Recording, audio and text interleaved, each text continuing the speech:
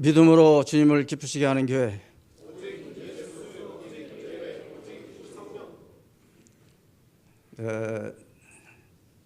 오늘 6.25 동란이라서 그런지 6.25 동란 기념일이라 그런지 마이크도 그냥 동란을 일으키는 것 같아요. 그냥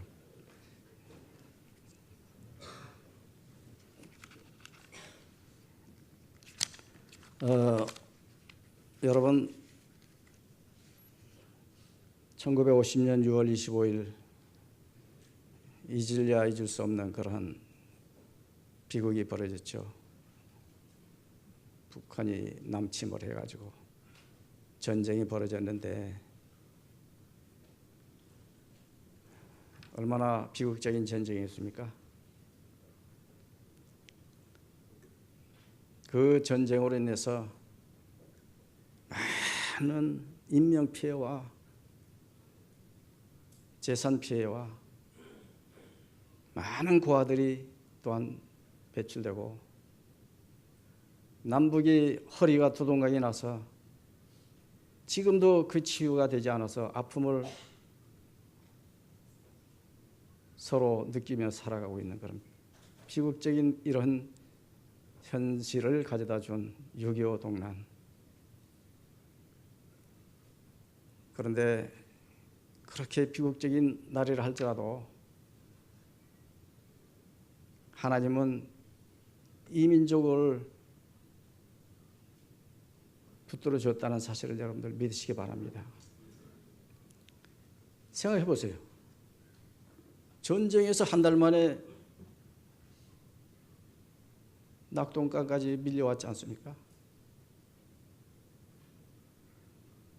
그 낙동강만 허물어지면 우리는 공산주의 나라가 되어버렸어요. 그런데 어떻게 해서 하나님이 이 나라를 붙들었습니까? 결국은 유엔군이 참전을 해줬기 때문이에요. 그런데 유엔군 참전하는 것도 극적이었습니다. 왜냐하면 유엔 상임이사회 그 조직이 소련까지 포함되어 있지 않았습니까? 만약에 소련 한 나라만이라도 반대하면은 유엔군 파송 못하게 됐어요. 파병 못하게 됐어요. 그런데 어떻게 북한이 소련과 손잡고 소련 무기를 갖다가 소련하고 훈련 받아가면서 전쟁을 일으켰는데 어떻게 소련이 거기서 반대하지 않았을까요? 아이러니한 일이에요. 사실은 그들이 무슨 일이 있어가지고 대표가 참석을 못해서 통과가 된 겁니다. 그 대표가 참석했더라면 통과 안 됐고, 통과 안 됐으면 그냥 낙동강은 허물어지고 결국은 우리도 김정은 밑에서 지금 고역을 하면서 온갖 핍박을 받으면서 살았을 거예요. 이런 것을 우리가 생각해 보면은 감사하지 않을 수가 없습니다. 하나님께서 한 나라를 다 허물어지고 다 불타버릴 것 같은 그런 상황에서 결국 어떻게 해줬습니까? 구루터기로 남겨주지 않습니까? 구루터기. 불타다가 남은 구루터기처럼 남겨진 이 사실을 생각하면요, 얼마나 감사한지 말로 다 표현할 수가 없습니다. 그리고 또 돌아오는 주일이 맥주감사 주일이에요. 오늘은 공교롭게도 6.25 동란이 기념하는 그런 날이 겹쳐져 있고 또 돌아오는 주일은 맥주감사 주일로 있어서 우리가 생각할 것은 감사하는 그런 마음을 우리가 회복하지 않고서는 이 나라를 지탱해온 하나님의 그 은혜에 감사할 수가 없게 되고 그리고 배은망덕한 백성이 되어버려요. 이 나라를 지키기 위해서 온갖 수많은 나라들이 참전해가지고 생명을 바쳤는데 어디서는 그런 자들, 그런 우리를 위해서 도와준 그 나라들을 위해서 무슨 행사를 하려고 했는데 행사도 못하게 해버리지 않습니까? 행사도 하지 못하게 해버려요. 배은망덕한 짓이죠. 도대체 그 사람들이 무슨 죄가 있어가지고 우리나라를 위해서 와가지고 싸다가 그렇게 많은 피를 흘렸습니까? 정말로 감사한 일이에요. 정말로 하나님의 은혜가 아닐 수가 없는 거예요. 그런데도 그 은혜를 망각해버리고 그 길이는 행사까지도 못하게 만들어버린다는 건 이거는 회개에도 한참 크게 회개해야 할 일이에요. 어떻게 그런 배은망덕한 일들을 할 수 있습니까? 이 나라를 살려준 자들을 향해서 이 나라를 위해서 피 흘려주신 그들을 위해서 뭔가 하려고 하는데 못하게 한다? 잘못되고 한참 잘못됐습니다. 회개도 크게 회개해야 할 일이에요.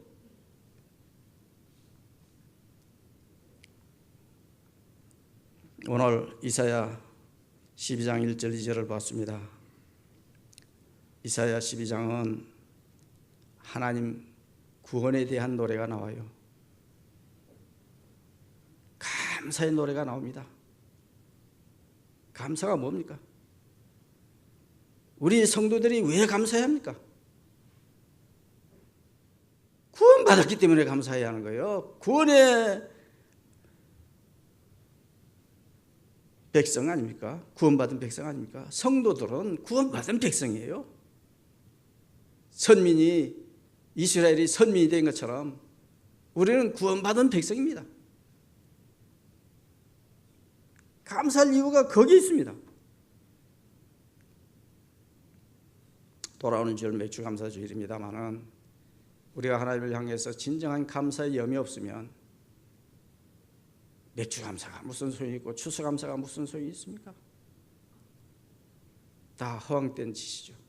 감사한 마음을 갖고 하지 못한다면 하나님께 우리 성도들이 왜 감사해야 하는지 그 이유를 분명히 알고 확실히 이 시간에 깨달아져서 돌아오는 주일에 정말로 감사하는 마음을 가지고 나와서 예배하는 그런 성도들이 되어야 할 줄 믿습니다. 1절을 보겠습니다. 다 같이 오늘 본문 1절을 다 같이 읽습니다. 그날에 내가 말하기를 여호와여 주께서 전하는 내게 노하셨사오나 이제는 주의 진노가 돌아섰고 또 주께서 나를 안위하시오니 내가 주께 감사하겠나이다 할 것이니라. 여기 보시면 주의 진노가 돌아섰기 때문이라고 했지 않습니까? 주의 진노가 돌아섰다. 진노를 거두셨다는 것 아닙니까? 자, 이스라엘 백성들은 하나님 앞에서 정말로 택함 받은 백성으로 감사해야 할 텐데 감사는 고사하고 범죄를 합니다. 하나님 앞에 범죄를 해요. 근데 하나님은 뭘 신뢰합니까? 범죄한 사람을 신뢰하는 것이 아니라 죄 자체를 신뢰합니다. 죄가 싫은 거예요. 그래서 하나님은 죄를 미워하셔가지고 백성들을 심판하는 거죠. 죄 지은 백성을 심판하는 것은 죄가 미워서 심판하는 것입니다. 그 백성이 미워서가 아니라 죄가 미워서. 그래서 하나님이 진노하는 거예요. 선택받은 백성 버릴 수가 없습니다. 그래서 진노를 거둔 거죠. 진노의 역할은 결국은 하나님의 훈계가 그 속에 있는 거예요. 왜 진노하시느냐? 우리에게 큰 훈계를 주기 위해서 진노하는 거예요. 돌이키기를 원해서 진노하는 것입니다. 제발 돌아서라. 제발 바른 길로 들어서라. 제발 그 죄를 버리고 회개하라. 하나님이 소원은 거기에 있어요. 긍휼히 여기시는 하나님, 그런 말씀 있지 않습니까? 긍휼하신 하나님이라고. 어디 있습니까? 신명기 30장 3절에 보시면 그 말씀이 나옵니다. 신명기 30장 3절 말씀 다 같이 읽습니다. 3절 아침 저 1부에 때는 잘 나오던데 어떻게 2부에 때 보니까 또 4절로 돌아가 버렸네. 3절 거기 보시면 내 하나님 여호와께서 마음을 돌이키시고 너를 긍휼히 여기사 포로에서 돌아오게 하시되 내 하나님 여호와께서 흩으신 그 모든 백성 중에서 너를 모으시리니. 다 같이 한번 읽어봅시다. 내 하나님 여호와께서 마음을 돌이키시고 너를 긍휼히 여기사 포로에서 돌아오게 하시되 내 하나님 여호와께서 흩으신 그 모든 백성 중에서 너를 모으시리니. 하나님은 마음을 돌이키시는데 왜 돌이키시느냐? 긍휼히 여기서 그렇습니다. 우리를 너무 긍휼히 여기서, 택한 자들을 긍휼히 여기서, 회개해서 예수 믿는 백성들을 긍휼히 여기서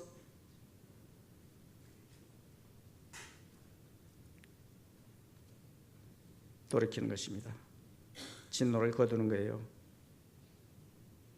하나님의 진노는요, 죄가 미워서 하는 진노지만은 그 사람을 회개시켜서 돌이키게 하는데 필요한 것이 또한 진노입니다.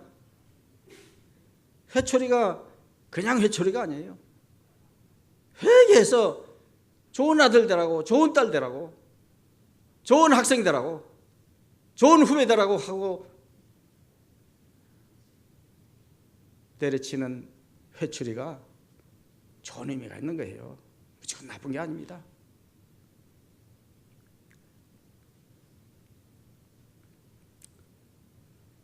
제가 초등학교 다닐 때 용강서 봉계 초등학교를 한 5, 6학년 때 다녔습니다. 그전에는 저 동교를 다녔고 동초등학교. 봉계 초등학교 다닐 때 용강에서 봉계로 오다 보면 내창도 있고 들판에 따먹을 것도 있고 내창에 들어가면 올챙이도 있고 별의별 게 다 구경거리가 많아요. 자연이.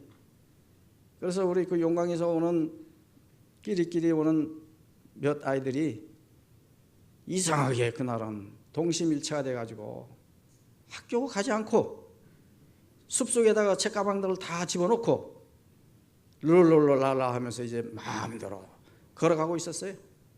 얼마나 해방감을 느끼면서 얼마나 기분 좋게 공부하는 것도 잊어버리고 학교 가는 것도 잊어버리고 그렇게 다니다가 이렇게 길을 가는데 저쪽에서 누가 올라오는데 딱 마주쳤는데 어머니를 하고 마주친 거예요. 어머니하고. 제 어머니하고. 그래서 저는 어머니 손에 이끌려가지고 집에 와서 회초리를 엄청 맞았습니다. 다시는 절대로 그런 짓 하지 않겠습니다 하면서 맞았습니다. 그 후부터는 비가 와도 학교 가고 눈이 와도 학교 가고 저는 공부는 안 해도 학교 가는 것만 열심히 했어요. 왜? 약속했기 때문에. 그리고 그 매가 생각나서 그 회초리가 생각나서 친구들은 비가 크게 오면은 이제 중학교 다닐 때 시내 쪽으로 와야지 않습니까? 걸어서 용강서 시내로 나오는데 비가 오면 대부분 용강에 있는 학생들이 친구들이 오늘 비 와서 안 가겠다. 그러면 나 혼자서라도 와야 해요.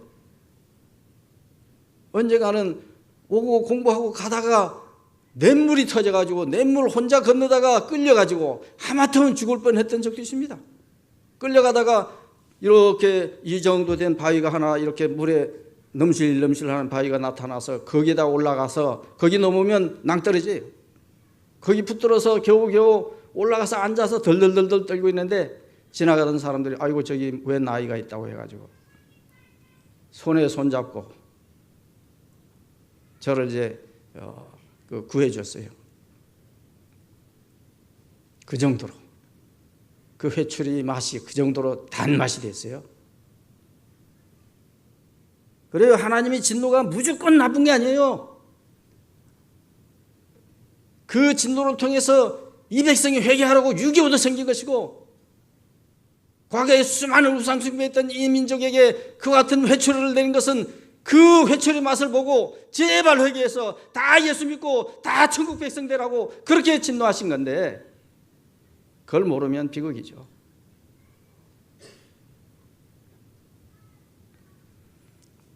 오늘날은 종교다운 주의 모습이 넘쳐나고 있습니다.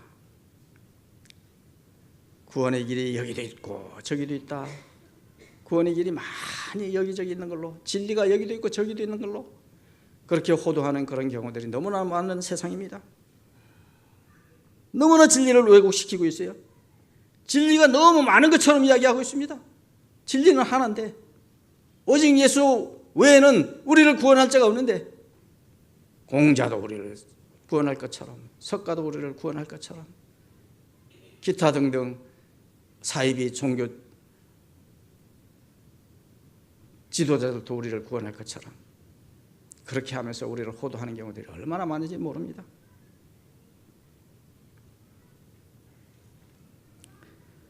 우리가 조금만 방심하면 우리도 종교다원주의에 빠질 우리가 있는 그런 시대에 살고 있어요. 금방 물들어 버려요. 종교다원주의에 물드는 것은요, 삽시간에 물듭니다. 교회 잘 나오던 사람도 이단에 빠지면요, 거기 물들면 아무리 설득해도 안 들어요. 한번 물들면요, 그게 진짜 진리로 그렇게 믿어버려요. 거기 빠져버립니다. 죄악에 빠진 영혼이 되어버려요. 그 죄악에 빠진 영혼들을 하나님은 진노하시는 것입니다. 그런데 회개한 백성들에게는 진노를 거두십니다. 진노를 거둬요. 이것이 감사의 첫 번째 이유입니다. 나에게 마땅히 떨어져야 할 진노가 있는데 고맙게도 은혜스럽게도 그 진노들을 거둬주셨으니 얼마나 감사한지 말로 다 표현할 수가 없습니다.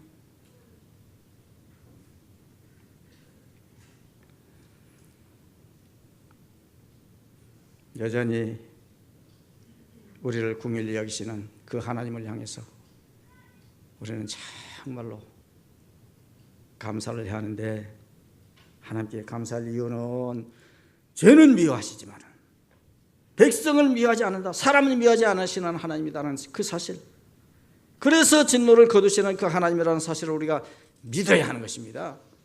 하나님, 우선 하나님이라게 생각보다도 진노를 거두시는 하나님부터 생각해야 해요. 그 다음에 두 번째는 1절을 다시 한번 읽으면 1절 중에 또 두 번째 제가 말씀할 내용이 있습니다. 1절을 본문 1절을 다시 읽습니다.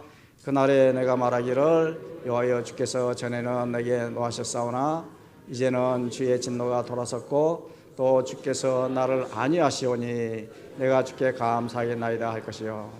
나를 안위하신다고 했잖아요. 주께서 나를 안위하시오니. 이 안위한다는 말씀, 안위한다는 이 말씀은 위로해 준다는 말씀이에요. 위로해 주는 하나님이세요.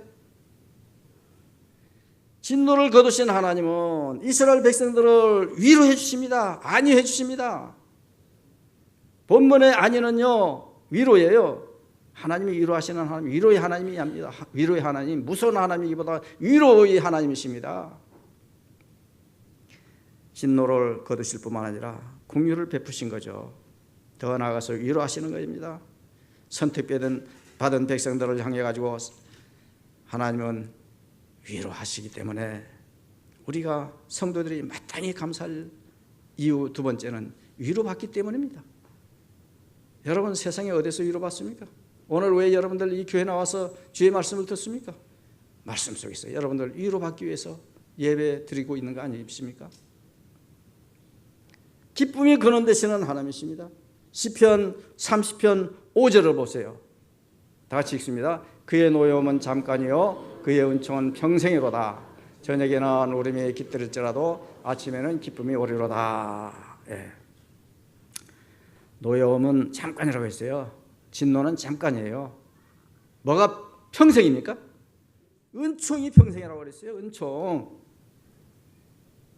하나님은 은총을 평생도록 베풀어 주시는 분입니다. 그 은총을 주기 위해서 잠깐 동안 진노하는 거예요. 그렇기 때문에 그 사실을 알고 은총을 받으면 저녁에까지는 울린다 할지라도, 울음이 있다 할지라도 아침에 되면은 그 울음이 거쳐지고 기쁨이 된다고 했습니다. 그 사이에 무슨 일이 벌어졌을까요? 뻔하죠. 하나님을 예배하는 예배가 있을 것입니다. 저녁 예배든지 아침 예배든지 예배를 통해서 결국은 위로받고, 말씀을 통해서 위로받고, 찬송을 통해서 위로받고, 기도를 통해서 위로받으면서 결국은 아침이 됐더니 태양이 솟아오르는 것처럼 내 마음속에 기쁨이 확 피어오르더라 하는 그 말씀입니다. 인간의 죄악은 하나님의 진노를 부릅니다. 그래서 고통에 빠지게 해요. 울게 합니다. 애통하고 절통하고 고통스러워합니다. 그런데 회복시켜줄 명약이 있는데 그게 바로 하나님의 은총이고 하나님의 위로인데, 하나님께 감사할 이유가 바로 이 슬픔 중에 위로하심을 주시고 기쁨을 주시기 때문입니다. 그 위로를 여러분들 정말로 받기로 한다면 예배에 충실해야 합니다. 예배의 사람이 돼야 해요. 저희 부부는 이제 아침마다 교회 나와서 새벽 기도를 드리지 않습니까? 아침마다. 그리고 요즘 한 20-30명 모여서 저쪽 건물에서 새벽 기도를 드려요.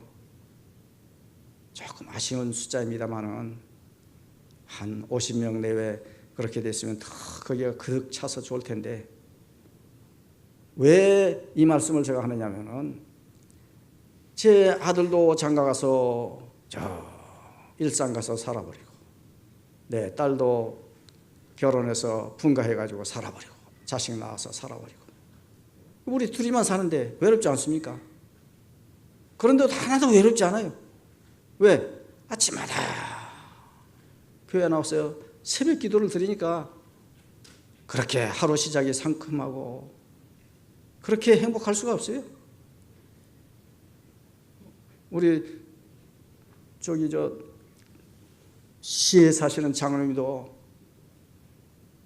시간 되면은 자가용 타서 와서 예배드리고, 저 김영 사시는 서김영 사시는 우리 김충선 장로님 내에도 매일 새벽에 거기서 와서 또 예배드리시고, 저 서늘에 계시는, 여기서 제일 위에 있는 서늘에 계신 우리 권사님과 그의 이웃들도 몇 분이 나와서 새벽 기도를 드리고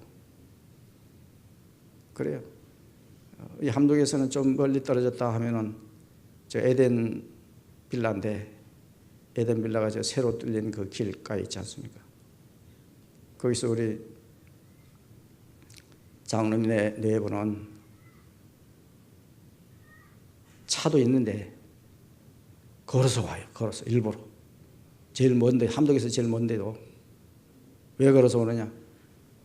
아침 신선한 공기를 마시면서 와서 예배드리고, 가다가 또 이제 걸어가다가 운동하고. 걷는 운동 이상이 좋은 게 없잖아요. 이 운동 저 운동 해봐도요, 걷는 운동 이상이 좋은 게 없어요. 춥다 하는 사람도요 30분만 부지런히 걸어보세요. 땀이 납니다.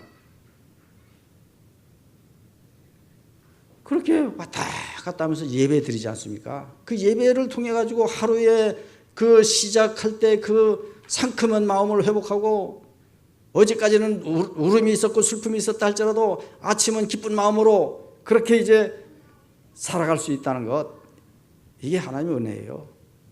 예배를 통해서 주는 은혜입니다. 아마 새벽기도 못 나오는 부득불한 가정들은 집에서 가정 예배를 드리고 있을 줄로 믿습니다. 가정 예배 드려야 해요. 새벽기도 못 나오면 가정 예배라도 드려야 합니다. 왜? 예배를 통해서 그 속에서 하나님 말씀을 들으면서 위로받아야 하기 때문입니다. 긍휼을 얻어야 하기 때문입니다.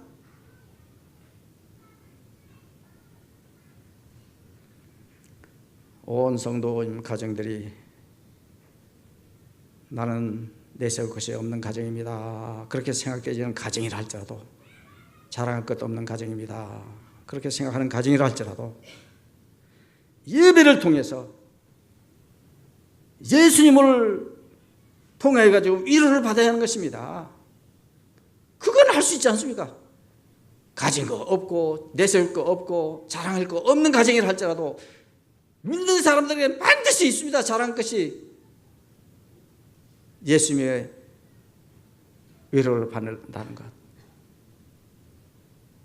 예수님의 십자가의 위로를 우리가 받을 수 있다는 것, 예배를 통해서, 말씀을 통해서, 그거 하나 우리가 자랑거리입니다. 예배를 통해서 예수님의 위로를 받고 가정천국을 이룰 수 있는 것은 예배 외에 없습니다.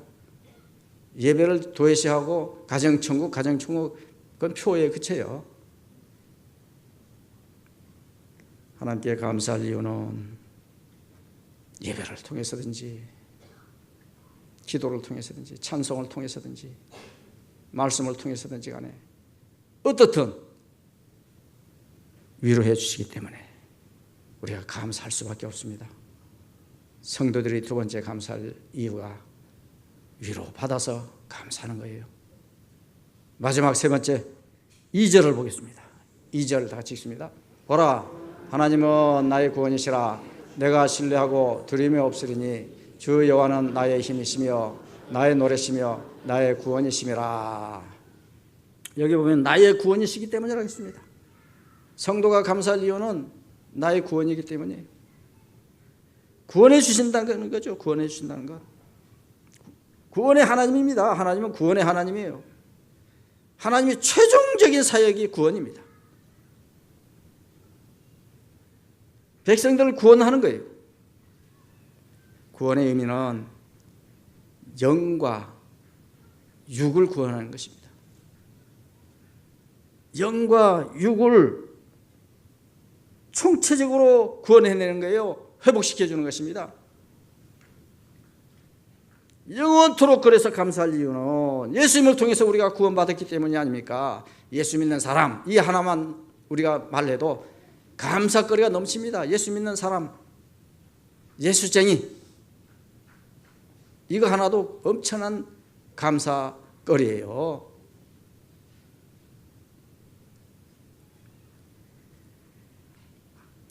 영원토록 감사할 이유는 예수님 통해서 구원받았기 때문입니다. 그래서 구원을 향한 감사, 신앙을 지탱하는 가장 큰 힘이 되어진다는 것을 잊어서는 안 될 줄로 믿습니다. 구원의 근원이 어디 있습니까? 계시록 7장 10절을 보세요. 계시록 7장 10절. 큰 소리로 외쳐 이르되 구원하심이 보좌에 앉으신 우리 하나님과 어린 양에 있도다. 구원하심이 보좌에 앉으신 우리 하나님과 어린 양에 있다고 그랬어요. 구원의 근원이 하나님의 보좌와 그 우편에 앉아 계시는 어린 양 예수님입니다. 거기서부터 오는 거예요. 구원하심은 오직 하나님께 있고 어린 양 예수님께서 오는 것입니다. 그로부터 오는 거예요. 구원자 되시는 예수님 늘 감사하면서 이 세상 거 다 놓쳐도 딱 하나 붙들려면 예수님을 붙들어야 합니다. 모든 거 잃어도 예수님이 잃어서는 안 돼요. 함덕교회 오직 예수님 신앙으로 욕심 이제 7주년이 앞으로 돌아오고 있죠. 9월달이면.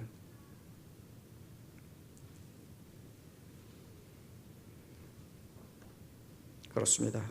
오직 예수님 신앙으로 함덕교회가 똘똘 무장되고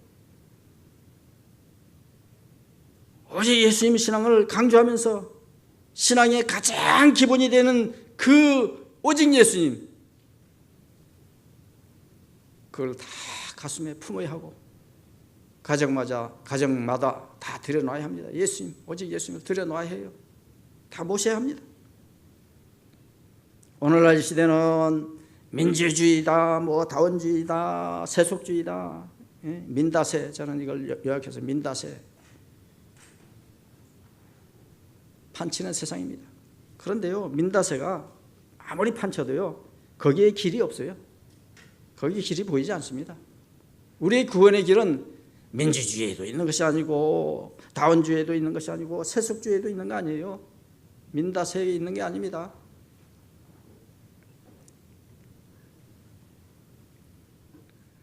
오직 예수님께만 있습니다. 예수님만이 이 시대 가운데 구원자가 되시기 때문이죠.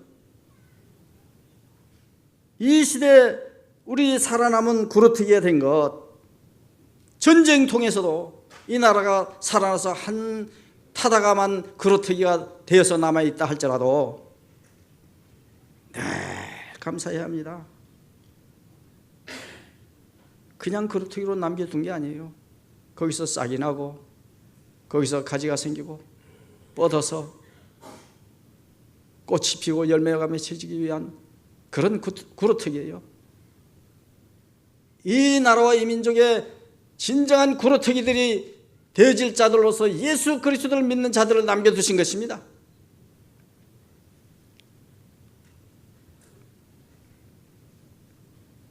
이 시대에 살아남은 구루트기로 생각해도 감사해요. 감사해요. 구원해 주신 그 감사. 더욱더 철통같이 예수님 신앙을 지켜야 합니다. 요즘은 여성이 좀 강하게 되지고 남성들이 좀 약해져 간다는 그런 우려들이 벌어지고 있습니다. 사방 곳곳에 다 그런 조짐들이 나타나고 있어요. 그래서 그런 얘기가 있어요. 어느 날 병원에 남자들이 몰려왔는데 다 한결같이 아내한테 얻어맞아가지고 눈탱이가 밤탱이 돼서들 이제 온 남편들이 앉아서 그 맞은 사연들을 이야기하는데 40대는 왜 왔느냐 젊은 놈이. 그랬더니 저는요 어젯밤에 실컷 술 먹고 밤늦게 와서 잤다가 아침에 일어나가지고 해장국 끓여줘 했더니 그냥 난데없이 그냥 한 대 얻어맞았다는 것입니다. 그럼 50대는 이제 나간 아내 보고 어디가 있고 지금 언제 올 거냐 그렇게 전화했는데 와서는 그냥 난데없이 그냥 얻어 터졌다는 거예요. 60대는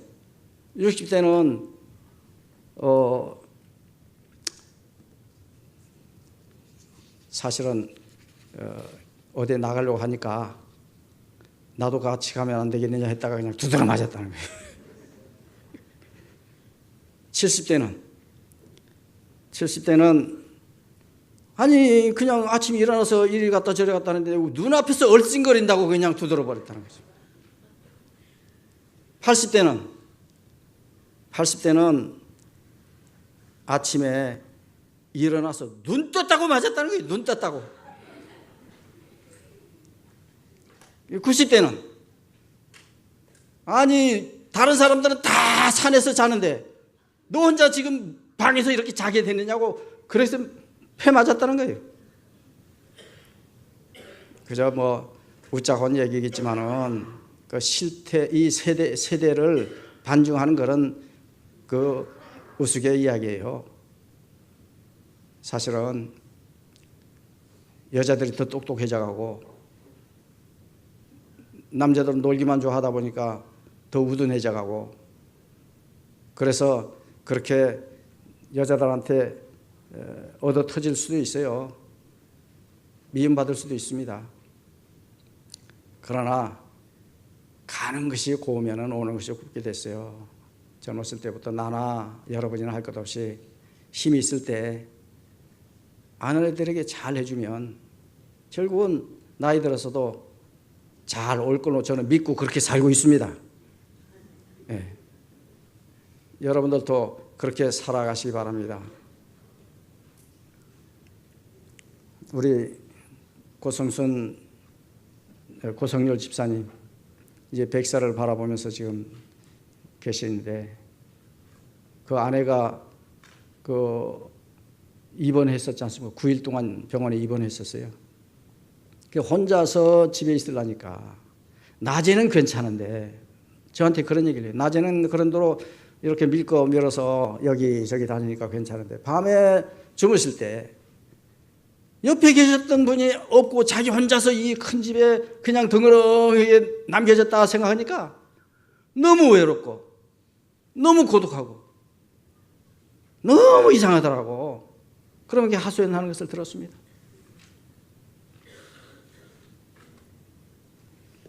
사실은 때리는 아내가 있어도 맞으면서라도 있는 게 편안한 것이요. 그게 행복이에요. 그게 행복이에요. 둘이 있는 게 행복입니다. 어떻든 악처라고 할지라도 내 곁에 있어준다는 그 사실 하나가 감사해야 해요. 예수 믿는 사람들은 하나님의 이것저것 다 감사하지만은 나에게서 일어나는 일도 감사하면서 살아야 합니다. 나의 형편처지도 감사하는 처지로 생각해야 해요. 맨날 불평하고 맨날 원망하고 불퉁거리지 마시고 정말로 하나님 나에게 은혜를 주시는 그 은혜로 이런 형편도 나에게 있다. 그렇게 믿어지면요. 그렇게 생각해지면요. 다 감사한 일이에요. 다 고마운 일입니다. 하나님을 감사하면서 살아야 할 이유가 우리에게 진노를 거두셨고 위로해 주셨고 구원해 주셨기 때문이라는 이 사실 여러분들 다 믿으시고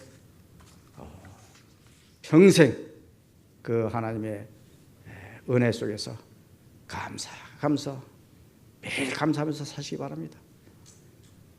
감동을 하면서 감사할 수 있는 사람들, 그 사람들이 제일 장수한다고 그랬어요. 그 어느 분이 그런 얘기를 하대요. 제일 우리나라에서 장수하는 사람 조사했더니 성가대 지휘자하고 목사라고 했어요.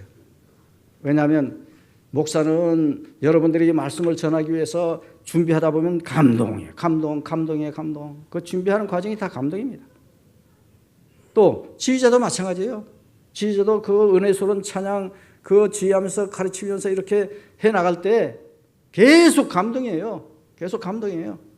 그러니까 큰 감동을 받은 사람들이 오래 산다는 것입니다. 큰 감동을 받아서 고맙습니다, 감사합니다 하면서 사는 사람들이 장수한다는 거예요.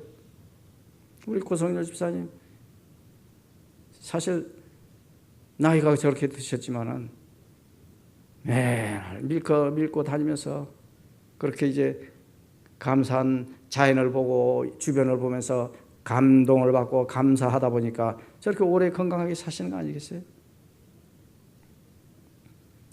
아무튼 우리 모두가 다 돌아오는 주일에 감사하는 성도 자체가 되어서 감사 덩어리가 되어서 나오셔서 예배하시면서 감사 예배를 드리시길 바랍니다. 기도하겠습니다. 아버지 하나님, 오직 예수님 신앙으로 우리가 기본을 삼고 철통 같은 믿음을 가져서 예수님만을 붙잡고 악한 시대 속에서 승리하며 살아가는 저희들 다 되게 하여 주시옵소서. 이 모든 말씀 우리를 구원해 주신 예수님 이름으로 기도합니다. 아멘.